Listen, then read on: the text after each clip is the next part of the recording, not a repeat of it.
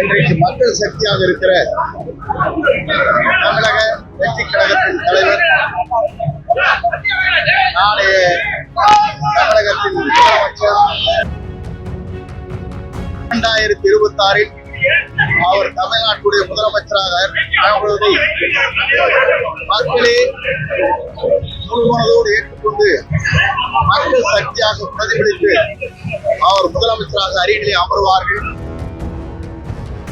தமிழகத்தில் ஒரு மாற்றத்தை, புதிய சமுதாயத்தை உருவாக்குவதற்கு, ஒரு நேர்மையான ஆட்சியை தமிழகத்தை உருவாக்குவதற்கு, புனித ஆட்சியை தமிழகத்தை உருவாக்குவதற்கு புறப்பட்டிருக்கிறார். அவர் பயணம் 2026 தமிழ்நாட்டுடைய முதலமைச்சராக அவர் அமர்வார். அம்மா படத்தை வைத்துக் கொண்டிருக்கிறீர்களே, இப்போது இதில் இணைக்கப்பட்டிருக்கேன் கேட்டார். நான் அப்போது இடத்திலே சொன்னேன், இங்கே ஜனநாயகம் இருக்கிறது, யார் படத்தை வேண்டுமானாலும் வைத்துக் கொள்ளலாம் என்பதை அவரிடத்தை தெளிவாக சொன்னேன். அனைத்து இந்திய அண்ணா திராவிட முன்னேற்ற கழகத்தில் இருந்து புரட்சித் தலைவர் வழியில்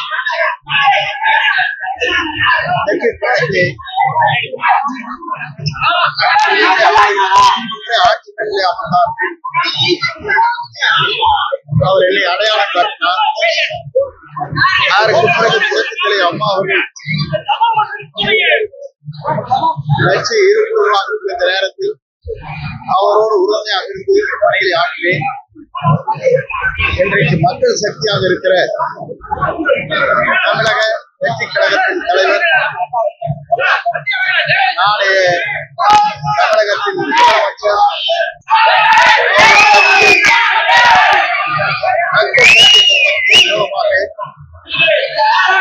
அவருக்கு எவ்வளவு தடைகள் வந்தாலும் மக்கள் என்ற சக்தியின் மூலமாக 2026 அவர் தமிழ்நாட்டுடைய முதலமைச்சராக ஆகுவதை மக்களே முழுமனதோடு ஏற்றுக்கொண்டு மக்கள் சக்தியாக பிரதிபலித்து அவர் முதலமைச்சராக அருகிலே அமர்வார்கள். அப்படி அமர்வதற்கு இங்க இருக்கிற உணர்ச்சி பூர்வமான அவருடைய இயக்கத்தை சார்ந்தவர்கள் மற்றும் உறுதுணையாக இருந்தவர்கள் ஏறத்தாழ 4 மணி நேரம் இங்கே காத்திருந்து ஒரு சாதாரண தொண்டராக இருக்கிற என்னை வரவேற்பதற்கு எவ்வளவு பேர் வந்திருக்கிறார். அதற்கு எவ்வளவு கோடி நன்றி சொன்னாலும் வீடில்லை என்பதை நான் நேரத்தை தெரிவித்துக் கொள்கிறேன். வெற்றி என்பது உறுதி செய்யப்பட்ட ஒன்று, அது மக்கள் சக்தியாக மாறி இருக்கிறது. இந்த மக்கள் சக்தியின் மூலமாக தமிழகத்தில் ஒரு மாற்றத்தை, புதிய சமுதாயத்தை உருவாக்குவதற்கு, ஒரு நேர்மையான ஆட்சியை தமிழகத்தை உருவாக்குவதற்கு, புனித ஆட்சியை தமிழகத்தை உருவாக்குவதற்கு புறப்பட்டிருக்கிறார். அவர் பயணம் 2026 தமிழ்நாட்டுடைய முதலமைச்சராக அவர் அமர்வார். மக்கள் சக்தியோடு என்பதை மட்டும் நேரத்தை தெரிவித்து, மக்கள் சக்தியை வீழ்த்துவதற்கு எந்த சக்தியாலும் தமிழகத்தை முடியாது. ஆகவே மக்கள் சக்தியோடு ஒன்று திறந்திருக்கிறது. ஆகவே வெற்றி என்ற நிலையில் அவருடைய பயணம் மேலும் மேலும் மக்களுக்காக, மக்களுடைய சேவைக்காக பல கோடி ரூபாய், இன்றைக்கு 500 கோடி ரூபாய் ஆண்டிற்கு வருவாய் வந்தாலும் கூட அதை தூக்கி எறிந்துவிட்டு மக்கள் சேவை செய்வதற்காக, புனித ஆட்சியை தமிழகத்திலே கொண்டு வருவதற்கு துணிந்து இந்த இயக்கத்தை இன்றைக்கு உருவாக்கி இருக்கிறார்கள். அதில் நான் இடம்பெற்றிருக்கிறேன். இவரோடு சேர்ந்து அந்த பணிகளை என் உயிர் மூச்சல் வரை அவரை முதலமைச்சராக உருவாக்குவதற்கு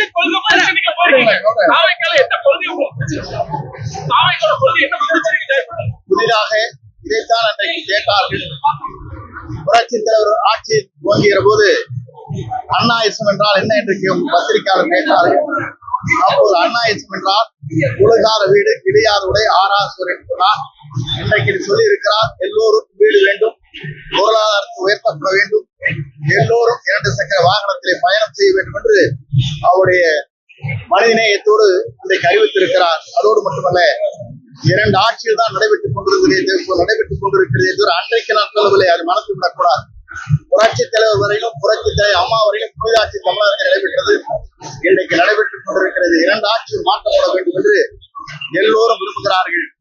புதிய அங்கே பயணத்தை மேற்கொண்டிருக்கிற வெற்றி என்பது மக்கள் சக்தியால் தமிழகத்திலே மிக விரைவிலே உருவாகும். அதை எந்த சக்தியாலும் முறியடிக்க முடியாது என்பதை மட்டும் நான் இந்த நேரத்தை தெரிவித்து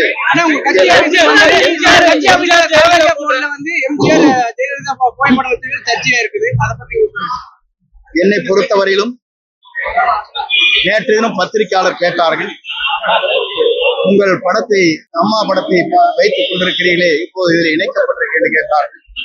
நான் அப்போது இடத்திலே சொன்னேன், இங்கே ஜனநாயகம் இருக்கிறது, யார் படத்தை வேண்டுமானாலும் வைத்துக் கொள்ளலாம் என்பதை அவரிடத்தை தெளிவாக சொன்னேன்.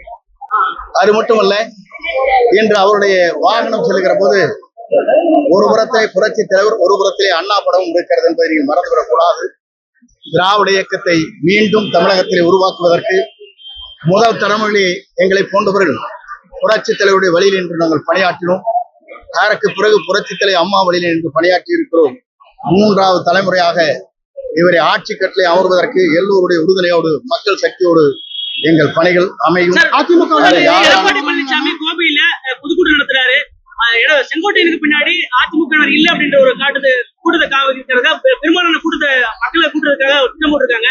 அதை எப்படி பாக்குறீங்க? ஈரோட்ல என்னை பொறுத்தவரையிலும் ஒன்றை தான் சொல்ல விரும்புகிறேன். 9 முறை சட்டமன்ற உறுப்பினராக இருக்கிறேன்.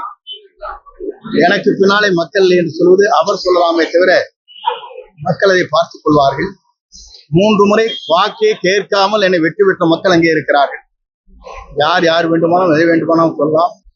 ஏனென்று சொன்னால் ஒன்றே நான் சொல்லுகிறேன், நான் என்று ஒருவன் நினைத்தால் ஆண்டவன் தான் என்று காட்டி விடுவான். வணக்கம்.